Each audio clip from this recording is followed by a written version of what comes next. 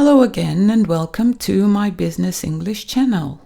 Today I'll be talking about meetings, and in today's video we'll be looking at some useful phrases for opening and closing your meetings, making your points effectively, agreeing and disagreeing, some discussion techniques, and so on. And now for your opening, you obviously would like to start with a warm greeting. So good morning, good afternoon everyone, and thank you all for coming. Then you can move on to say, okay, let's get started, or let's begin, shall we? If it's an informal meeting, you could say, let's get down to business. From there you want to say, as you know, as you're aware, and give your reasons here for the meeting. So here are some phrases.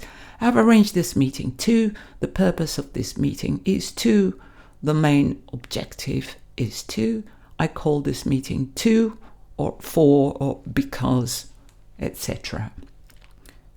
After that, you might want to talk about the minutes, inviting someone to take the minutes. As you can see right at the bottom of the slide, X, could you take the minutes, please? Or whose turn is it to take the minutes?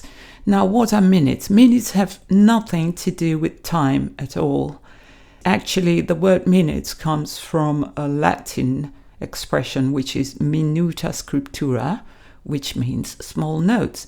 And that's the written record of everything that happens during a meeting. Now, when you want to invite others to speak, you could start off with a question. For example, would you like to open the discussion? Now, if your meeting is informal, you could use phrases like, perhaps you'd like to get the ball rolling. Or, would you like to kick off? If you're asking someone's opinion, then you could use a direct question. For example, what about you, John? What are your feelings or what are your views on this, John? What do you think about this, John? And if you're asking for everyone's opinion, you could use a passive voice for a formal meeting. For example, what's the general feeling on this? Or what do you all think about this? For an informal meeting, which would be a direct tone. And for making your point, you might want to use phrases like, personally, I think, or the way I see it, or it's clear to me that, from my point of view, or it looks to me as if. You could also use words like obviously and of course, but you want to be careful with these, as those can be introduced as an idea to also show that you think the others are already aware of it. Now, you want to be careful with these two because they may sound rude. For agreement and disagreement, you may be in a strong agreement or disagreement, or mild agreement or disagreement. And for a strong agreement, you can use phrases like, you're perfectly right, I couldn't agree more, or precisely, exactly, or absolutely. If you're in mild agreement, you could say, I suppose so, you might be right there, or that's true, I suppose. And for strong disagreement, you could say, I'm sorry, but that's out of the question, or I think you're wrong, or of course not. That's absurd, or that's ridiculous. Now, be careful with absurd and ridiculous. These are strong expressions and can be offensive. For a mild disagreement, you might want to say, that's not really how I see it, I don't really agree, or I can't really go along with you there, or I think you're mistaken. And here are some discussion techniques. The first one we'll be looking at is hedging.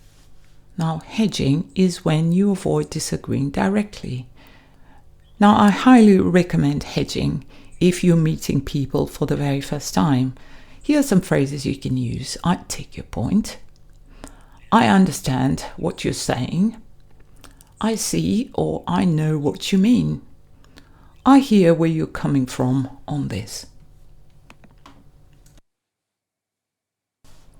Now, for interrupting politely, you could use phrases like, sorry to interrupt you, but, or can I come in here? Or if I can just stop you for a moment. If you're referring back to something that was mentioned before, you could say, going back to what I was saying earlier, or what John was saying earlier. Or, as we were saying earlier, or as mentioned earlier. Now, to double check you've understood what's been said before, you could say, are you saying, or are you suggesting, or are you implying that? Or if I understood correctly, or if I understood you correctly. If I follow you. And now for conclusion, you might want to use phrases like, I'm afraid we're running out of time, if that's the case. Or to go over what's been said and then just do a recap of everything that was mentioned in the meeting. Or I'll let you know my decision.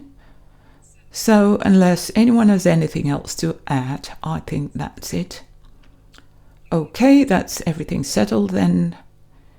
And thank you all for coming, or thank you for your participation. And now some goodies. Our idiom of the day is to go down swinging. Now this is an expression that comes from boxing. To swing means to throw a punch. It actually refers to someone who fights to the very end. For example, the future of our company is uncertain due to our massive debt, but I can guarantee that we will go down swinging. Whatever happens, we will not give up easily. And the quote of the day, if I had 9 hours to chop a tree, chop here means to cut, I'd spend the first 5 sharpening my axe. By Abraham Lincoln. And that's all for today, dear friends. Thank you for watching. And if you like this video, please give it a thumbs up. Send me your comments below and make sure to subscribe so you won't miss out on any of the upcoming videos. See you in my next video. Bye.